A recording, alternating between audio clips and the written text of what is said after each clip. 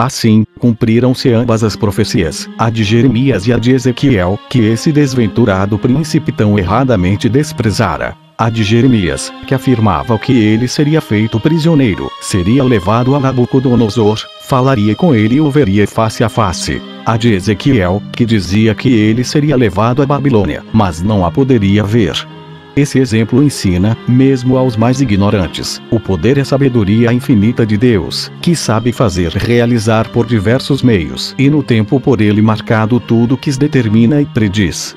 Esse mesmo exemplo faz também ver a ignorância e incredulidade dos homens. A primeira os impede de prever o que lhes sucederá. A segunda faz com que eles caiam, quando menos esperam, na infelicidade e na desgraça de que foram ameaçados e só as conheçam quando as sentirem e quando não mais estiver em seu poder evitá-las.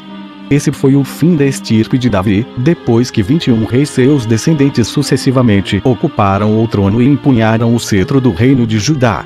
E todos os seus governos, juntamente, duraram 514 anos, 6 meses e 10 dias. Nabucodonosor, depois da vitória, enviou Nebuzaradã, general de seu exército, a Jerusalém, com ordem de incendiar o templo após retirar de lá tudo o que encontrasse e de também reduzir a cinzas o palácio real e de destruir a cidade por completo. Deveria trazer depois todos os habitantes como escravos para a Babilônia.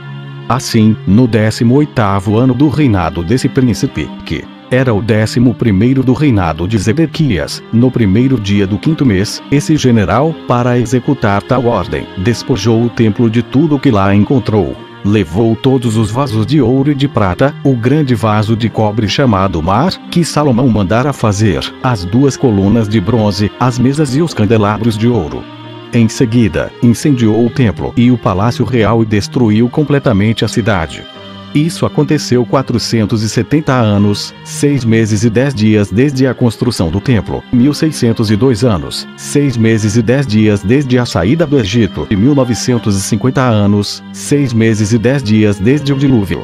Nebuzaradã ordenou então que se levasse o povo como escravo para a Babilônia, até mesmo o rei, que então estava em Ribla, cidade da Síria, e também Seraías, sumo sacerdote, Sefã, que era o segundo dos sacerdotes, os 3 oficiais a quem estava confiada a guarda do templo, o primeiro dos eunucos, 7 dos que desfrutavam maior favor perante Zedequias, o secretário de Estado e 60 outras pessoas de classe, que ele apresentou ao príncipe com os despojos do templo. Nabucodonosor, naquele mesmo lugar, mandou cortar a cabeça ao sumo sacerdote e aos mais nobres. Em seguida mandou levar para a Babilônia o rei Zedequias, Josadaque, filho de Seraías, e todos os outros escravos. Depois de haver registrado a série dos reis que empunharam o cetro do povo de Deus, julgo dever referir também a dos sumos sacerdotes que se sucederam desde que Salomão construiu o templo. O primeiro foi Zadok, cujos descendentes foram Acuemas, Azarias, Jorão, Is, Assorão, Fides, Sudes, Ju, Jotão, Ures, Nerias, Odes, Saldum, Eusias, Seraías e Jeozadaque, que foi levado escravo para a Babilônia. O rei Zedequias morreu na prisão, e Nabucodonosor sepultou à maneira dos reis. Quanto aos despojos do templo, ele os consagrou aos seus deuses. Enviou os escravos dentre o povo para certos lugares, nos arredores da Babilônia, a fim de que lá vivessem, e pôs Jeozadaque, sumo sacerdote, em liberdade. Ou Sofonias. 426. Nebuzaradã, posto por Nabucodonosor como governador da Judéia, deixou lá o povo, os pobres e os fugitivos. Deu-lhes Gedalias, filho de Aicão, que era de família nobre e homem de bem, como governador e lhes impôs um tributo em favor do rei. O mesmo Nebuzaradã tirou Jeremias da prisão e rogou insistentemente ao profeta que o acompanhasse até a Babilônia, pois tinha a ordem do rei, seu senhor, de ali fornecer-lhe tudo o que precisasse. E, caso não o quisesse seguir, bastava apenas dizer em que lugar gostaria de morar, a fim de comunicá-lo ao soberano. O profeta disse-lhe que não desejava nenhuma coisa nem outra, mas desejava terminar os seus dias no meio das ruínas de sua pátria, para não perder de vista aquelas tristes relíquias de tão deplorável naufrágio. Nabuzaradã ordenou a Gedalias que tivesse dele um cuidado particular e, depois dar ao santo profeta grandes presentes e de conceder liberdade a Baruque, filho de Nerias, que também era de família nobre e muito instruída na língua de seu país, voltou para a Babilônia. Jeremias estabeleceu moradia na cidade de Mispa. Quando os hebreus, que haviam fugido durante o cerco de Jerusalém e se retirado a diversos lugares, souberam do regresso dos babilônios ao seu país, vieram de todos os lados ter com Gedalias em Mispa. Os principais eram Jorão, filho de Careá, Jezanias, Seraías e alguns outros. Ismael, que era de família real, porém muito mal e fingido junto de Batal, rei dos Amonitas, veio também. Gedalias aconselhou-os a trabalharem as suas terras sem nada mais temer da parte dos babilônios, que com juramento haviam prometido ajudá-los, caso alguém os incomodasse. Eles precisavam tão somente dizer em que cidade queriam estabelecer-se, e ele daria ordens para as necessárias reparações, a fim de torná-las habitáveis. E não deveriam deixar passar a estação sem trabalhar com afinco, para poderem recolher o trigo e fazer vinho e óleo para se alimentarem durante o inverno. Ele permitiu em seguida que escolhessem os lugares que desejavam cultivar. Espalhou-se logo por várias províncias vizinhas da Judéia a notícia desse fato e da bondade com que Gedalias recebia todos os que se dirigiam a ele, dando-lhes terras para cultivar, com a condição de se pagar um tributo ao rei da Babilônia. Assim, muitos vieram procurá-lo de todos os lugares, e cada qual se pôs ao trabalho com entusiasmo. A grande humanidade de Gedalias granjeou-lhe depressa o afeto de João e de todos os outros, até mesmo das pessoas mais importantes. E eles avisaram-no de que o rei dos Amonitas enviara a Ismael com o fim de matá-lo à traição e de se declarar rei de Israel, pois era de família real. O único meio de remediar o problema era ele permitir que matassem Ismael, a fim de preservar o resto da nação da ruína que seria inevitável, caso Ismael cumprisse o seu perverso desígnio.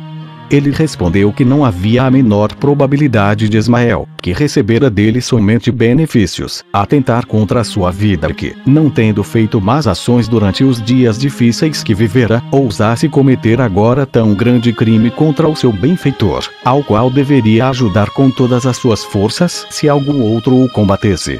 Mesmo que fosse verdade aquilo de que o avisavam, ele preferia correr o risco de ser assassinado a fazer morrer um homem que viera buscar asilo junto dele e que nele havia confiado. 30 dias depois, Ismael, acompanhado por 10 de seus amigos, veio a Mispa visitar Gedalias, que os recebeu e tratou muito bem, e bebeu diversas vezes a saúde dele, para mostrar-lhe o seu afeto. Quando Ismael e os que com ele estavam perceberam que o vinho começava a perturbar Gedalias e que ele adormecera, mataram-no, bem como a todos os outros convidados, que haviam bebido bastante. Depois, auxiliados pela escuridão da noite, foram degolar os soldados babilônios e os judeus adormecidos na cidade. No dia seguinte de manhã, cerca de 80 pessoas vieram do campo oferecer presentes a Gedalias. Ismael disse-lhes que falassem com ele. Depois de entrarem na casa, Ismael e seus cúmplices mataram-nos e os lançaram num poço muito profundo, para que ninguém percebesse o que se passara, com exceção de uns poucos que lhe prometeram mostrar no campo o lugar onde haviam escondido móveis, vestes e trigo. Ismael aprisionou também alguns habitantes de Mispa, mulheres e crianças, entre as quais estavam as filhas do rei Zedequias, deixadas por Nabuzaradã sob a custódia de Gedalias. Esse péssimo homem, depois de cometer tantos crimes, pôs-se a caminho para voltar ao rei dos Amonitas. João e outros homens da nobreza, seus amigos, ao saber o que se passara, ficaram muito irritados e reuniram o que puderam de homens armados, perseguiram Ismael e o alcançaram próximo da fronteira de Hebrom. Os que o acompanhavam pensaram que João e seus amigos vinham socorrê-los e passaram para o lado dele, com grandes demonstrações de alegria. Ismael, seguido apenas por uns 8 dos seus, fugiu para o rei dos Amonitas. João, seus amigos e os que ele havia salvado foram a Mandra, onde passaram todo aquele dia, mas ele teve a ideia de se dirigir para o Egito, temendo que os babilônios os mandassem matar por causa da morte de Gedalias, que eles lhes haviam dado como comandante. Antes, porém, foram se aconselhar com Jeremias. rogaram-lhe que consultasse a Deus, prometendo com juramento fazer o que ele ordenasse. O profeta assim fez, e 10 dias depois Deus lhe apareceu e ordenou que dissesse a João, a seus amigos e a todo o povo, que se eles ficassem onde estavam, cuidaria deles e impediria que os babilônios lhes fizessem mal. Se fossem para o Egito, porém, ele os abandonaria e lhes infligiria, em sua cólera, os mesmos castigos que aplicara aos seus outros irmãos. Jeremias deu-lhes essa resposta da parte de Deus, mas eles não prestaram fé às suas palavras nem acreditaram que era por ordem de Deus que ele lhes ordenava ficar. Convenceram-se de que ele dava aquele conselho para ser agradável a Baruque, seu discípulo, e para expô-los ao furor dos babilônios. Desprezaram então as ordens de Deus e foram para o Egito, levando com eles também Jeremias e Baruque. Deus então falou ao seu profeta e ordenou-lhe que dissesse ao seu povo que o rei da Babilônia faria guerra ao rei do Egito e o venceria. Então parte deles seria morta, e o resto, levado como escravo para a Babilônia. Os fatos confirmaram a veracidade dessa profecia, pois 5 anos depois da ruína de Jerusalém, que era o 23º ano do reinado de Nabucodonosor, esse soberano entrou com um grande exército na Baixa Síria e dela se apoderou. Venceu os Amonitas e os Moabitas e fez depois a guerra ao Egito. Conquistou, matou o rei que então governava e escolheu outro para o seu lugar. Em seguida, levou como escravos para a Babilônia todos os judeus que estavam no país. Ou Baalis, ou Joana,